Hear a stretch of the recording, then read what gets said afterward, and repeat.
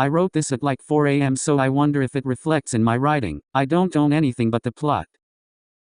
Omi, there's only one bed, and there's even like rose petals scattered on it too. Atsumu narrates, like Sakusa couldn't already tell. I can see that Atsumu. The two athletes were now at the doorway of the honeymoon suite, and just as Atsumu had said, in front of them was a massive king-sized bed covered in rose petals. There was even a heart-shaped towel arrangement right at the center. The room was softly illuminated by warm, romantic lights, which would be romantic if Atsumu was actually his partner. But right now, Atsumu was just the object of Sakusa's desire, someone whose feelings remained uncertain. So all of this was just incredibly unsettling. Hinata and the others must have something against him, because what other reason could there be for setting up something so intentionally awkward? Honestly, this was absolutely the last place on earth Sakusa would ever consider confessing to Atsumu. Sakusa cast a sideways glance at the blonde, who appeared completely unfazed by the entire setup. He couldn't understand it. Why wasn't Atsumu freaking out? Because he sure as hell is. We should ask to switch back to our original rooms. Atsumu looked at him, blinking like Sakusa suggested something nonsensical. Why? What the hell? Does Atsumu not see how utterly ridiculous this is? It's an upgraded room, Omi. Softer bed, more space, nice lighting. What's there to complain about? There's only one bed. Yeah, and there's two of us. Atsumu tilted his head, like he didn't see the problem. We can share. Come on, Omi. It's no different from being roommates. Sakusa audibly gasped. Because again, what the hell? There's no way this is the same thing as being roommates. Not even close. Being roommates meant separate beds and having personal boundaries. Sharing a single bed is an entirely different thing. It's way more intimate. It's something dangerously close to the kind of situation Sakusa had been trying very hard not to imagine. And now, he found himself spiraling. Was this actually not a big deal? Was he just overthinking this? Ya can shower first, Omi. Right. Sakusa nodded, moving on autopilot. He had absolutely no idea what he was doing. He grabbed his toiletries and stepped into the bathroom, locking the door behind him like it might buy him time to figure out how the hell to survive the night. As the water ran, he stared at himself in the mirror. It's just for tonight. No big deal. He repeated the mantra quietly, willing himself to believe it. By the time he finished showering, and Atsumu was done freshening up as well, Sakusa was still silently clinging to that same mantra. He carefully settled himself at the farthest right edge of the bed, close enough to almost fall off,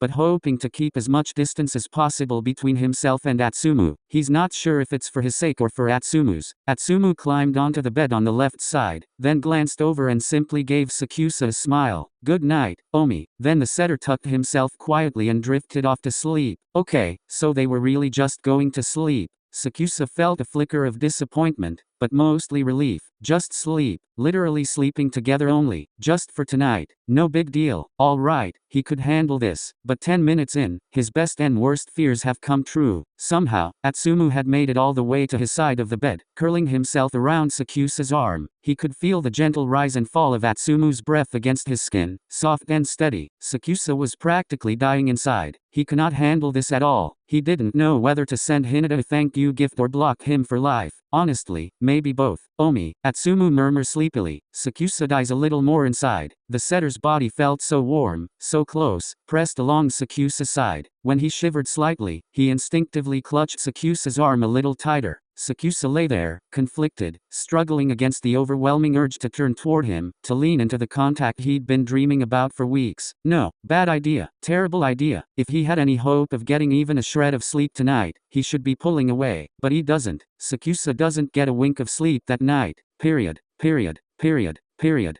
Period. By the time morning came, sunlight was already filtering softly through the curtains. Sakusa was still wide awake, lying flat on his back with dark circles under his eyes. At some point, Atsumu had shifted away and was now sound asleep, completely untangled. Sakusa stared at the blonde, feeling a mix of frustration and betrayal. Atsumu wouldn't even remember any of this happening, but Sakusa will remember everything. Right now, what he needed was breakfast. If he couldn't get any sleep, he could at least get food. He had to at least make up for his emotional suffering by filling his stomach. Technically, he should wake Atsumu so they could head down together, like normal teammates would, but Sakusa couldn't bring himself to do it. He honestly has no idea how to look Atsumu in the eye right now. He needed time to clear his head, to pretend like he hadn't spent the entire night overanalyzing every breath between them. Besides, Atsumu looked peaceful and blissfully unaware. He might as well sleep through Sakusa's portion of rest too. With a quiet sigh, Sakusa quietly got dressed and slipped out the door, shutting it gently behind him. Period. Period. Period.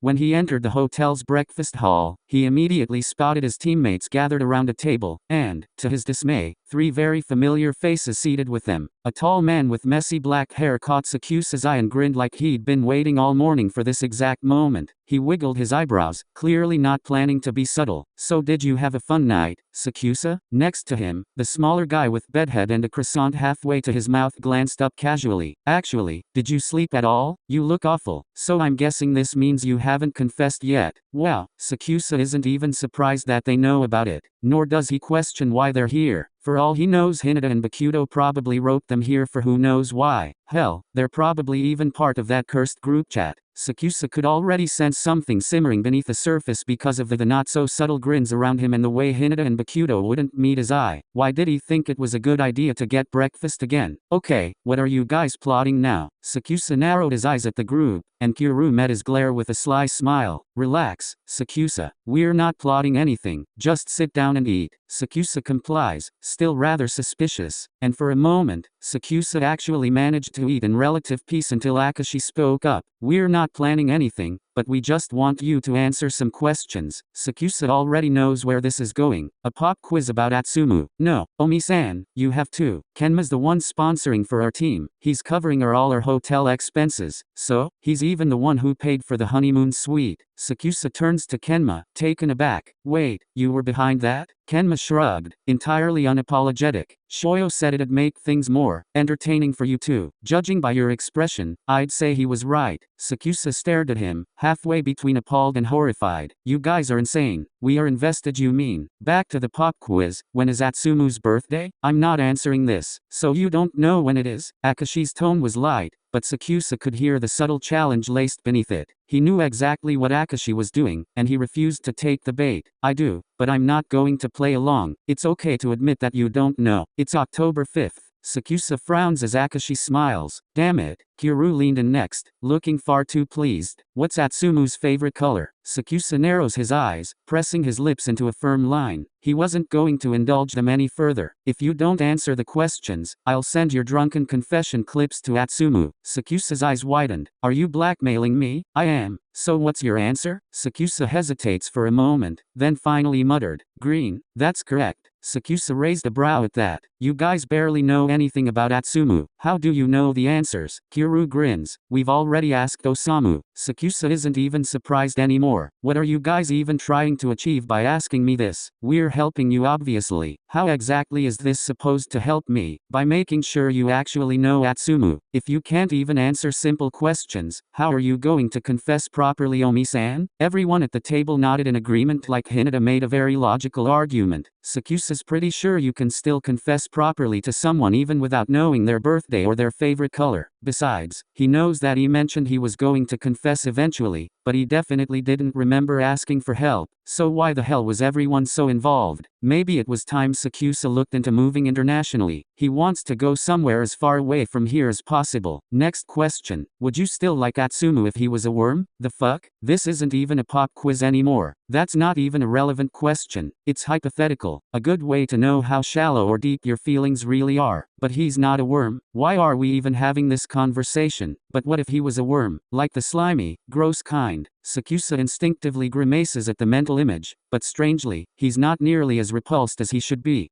He might be in this deeper than he thought. Once again, whatever look is on Sakusa's face must be giving him away because, wait, seriously?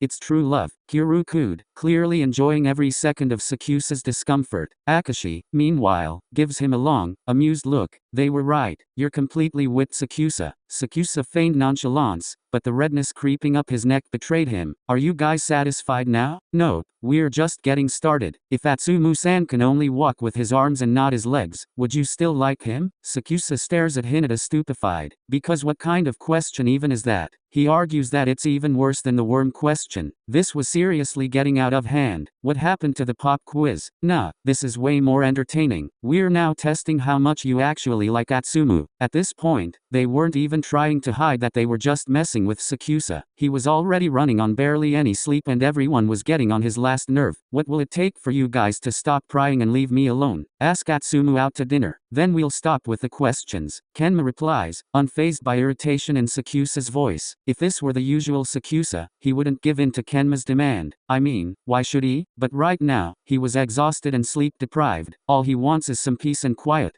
Fine, and you have to do it the moment Atsumu arrives here, Akashi adds, almost like he was deliberately trying to get under his skin. Sakusa snapped back, a bit sharper than he meant to. Fine, and just as he gave in, Atsumu strolled into the breakfast hall. Sakusa was convinced the universe must be conspiring against him because there's no way this is all just a coincidence. Atsumu's timing couldn't have been worse. Atsumu, you're just on time. Come sit with us. Both Kuru and Hinata waved him over enthusiastically, motioning toward the very strategically placed empty seat right across from Sakusa. Atsumu, none the wiser, smiled and made his way over, setting down his breakfast tray with a clatter before settling in. Mornin' guys. Then he turned to Sakusa, his eyes crinkling a little bit more. And mornin' Tayatu Omi-kun. Sakusa's heart skips at the undivided greeting, but at the same time, his nerves were getting to him. He cleared his throat, immediately regretting every decision that had led to this moment. The entire table had gone suspiciously quiet, watching him like a live episode of a reality show. Everyone was staring at him, waiting for him to make his move. Atsumu's gaze was fixed on him too. Ya shoulda woke me up, Omi. Then we could have came to breakfast together. Right, next time, is all Sakusa replies with before falling silent. Minutes stretched on, and Sakusa felt the weight of all those expectant stares pressing down on him. He was getting cold feet. He really couldn't do this. Sakusa was determined to take his time and there's nothing they can do about it. It's not like they can force him either, or so he thought. Because the instant Kenma caught his eye, far too sharp and perceptive for his own good, a shiver ran down Sakusa's spine. Kenma opened his mouth, and Sakusa already knew exactly what was coming. Oh shit, Sakusa likes. Fucking hell. Atsumu, do you want to have dinner with me tonight? To be continued.